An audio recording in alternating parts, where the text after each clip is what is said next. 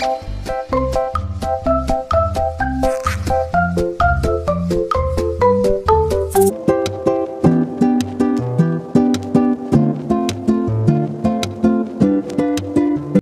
Hello welcome back to my channel Haimalatha Gangadhar.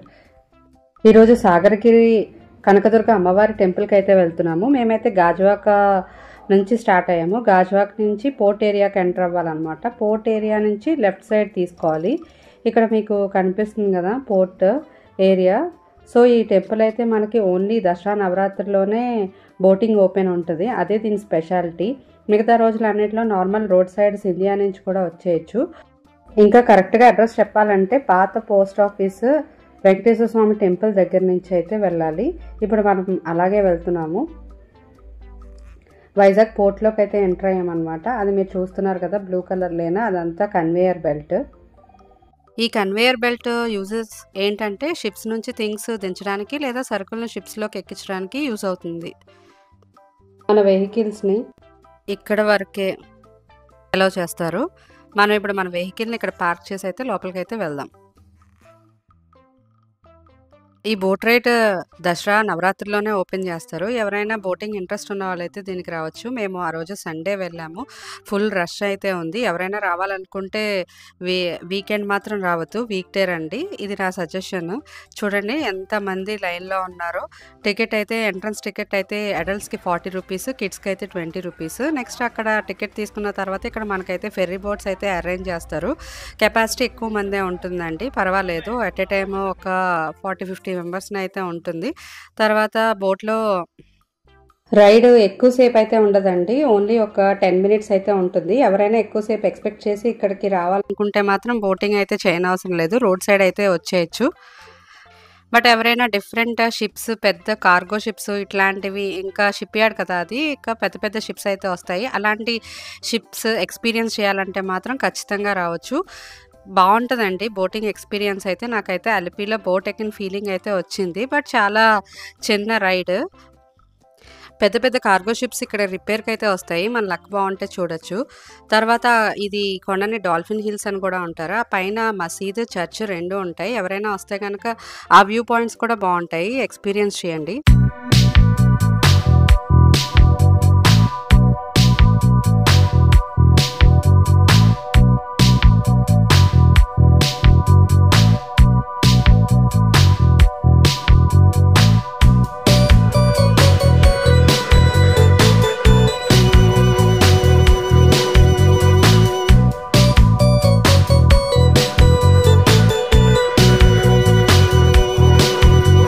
ఇక్కడ మన 10 minutes boat ride అయితే ఫినిష్ అయిపోయింది. ఇక్కడ నుంచి మనం టెంపుల్కి అయితే వెళ్ళాలి. ఎవరి దగ్గరైనా కెమెరాస్ ఉంటే అవి అలౌ చేయరండి, స్టార్టింగ్లోనే తీసేసుకుంటారు.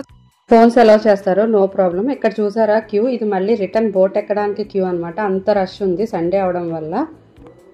బోట్ దిగాక మనకి ఆటోస్ అయితే అవైలబుల్ ఉంటాయి, కొన్ని ఫ్రీ ఆటోస్ అయితే ఉంటాయంట. బట్ మేమైతే 20 రూపీస్ ఛార్జ్ చేశారు మాకైతే. ఇక్కడ నుంచి ఎవరైనా పెద్దవాళ్ళు, చిన్నపిల్లలు అలా ఉంటే ఆటో ప్రిఫర్ చేయడమే మంచిది.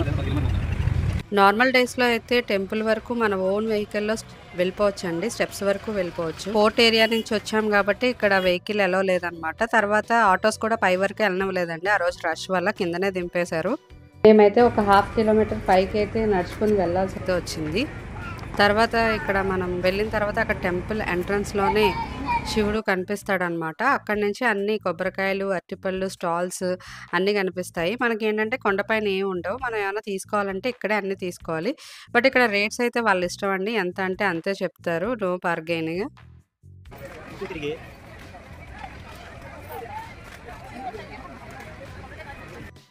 ఇక్కడ స్టెప్స్ కనిపిస్తున్నాయి కదా, ఈ స్టెప్స్ మీద నుంచి మనం మెయిన్ టెంపుల్కి అయితే వెళ్ళాలి.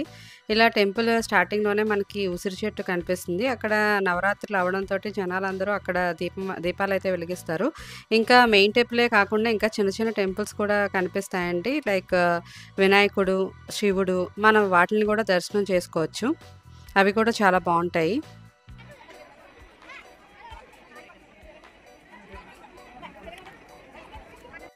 ఇక్కడ శివలింగం కనిపిస్తుంది కదా, మనం ఓన్గా అయితే అభిషేకం అయితే చేసుకోవచ్చు మన చేతులతో. నెక్స్ట్ అయితే ఇక్కడ గణపతి టెంపుల్ కూడా ఉంటుందండి, అది కూడా చాలా బాగుంటుంది.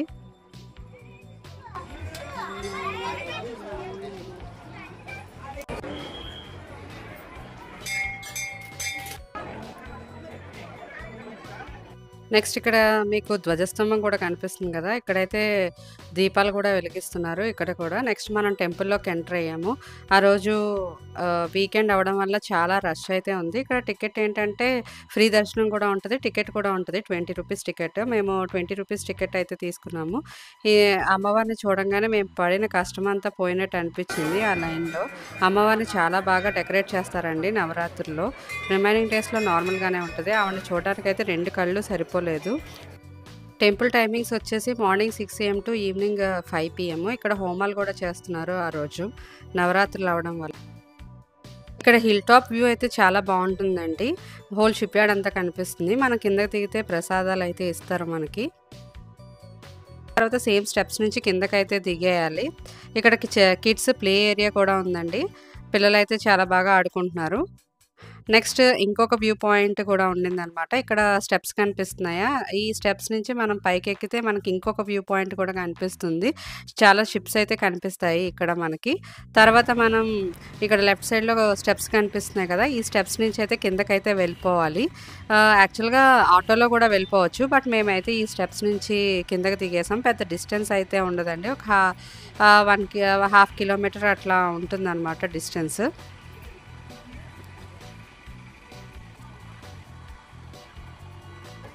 ఇక్కడ క్యూ లైన్ చూస్తున్నారు కదా! ఈ క్యూ లైన్ అంతా కూడా మనం రిటర్న్‌లో బోట్ ఎక్కడానికనమాట.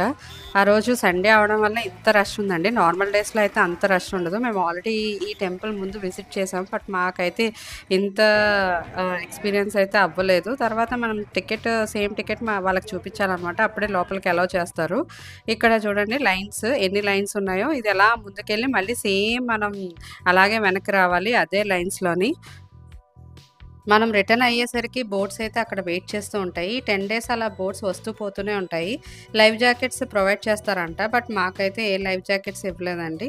తర్వాత నేను స్టార్టింగ్‌లో చెప్పాను కదా! మన లక్ బావుంటే పెద్ద పెద్ద కార్గో షిప్స్ చూడొచ్చని. ఇది చూడండి ఎంత పెద్ద కార్గో షిప్పో.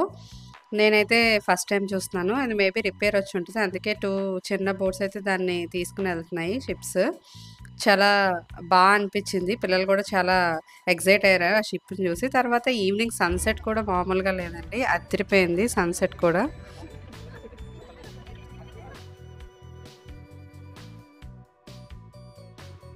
మనల్ని ఇలా బోట్‌లో అవతల ఒడ్డుకైతే చేరుస్తారు. ఇక్కడితో మన రైడ్ అయితే ఫినిష్ అయిపోతుందండి.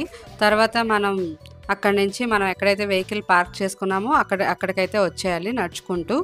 సో, ఇదండి సాగరగిరి కనకదుర్గ అమ్మవారి టెంపుల్ ఎక్స్‌పీరియన్స్. సో, ఈ వీడియో అయితే మీకు నచ్చిందనే అనుకుంటున్నాను. ఈ వీడియో కనుక నచ్చితే please like, share and subscribe.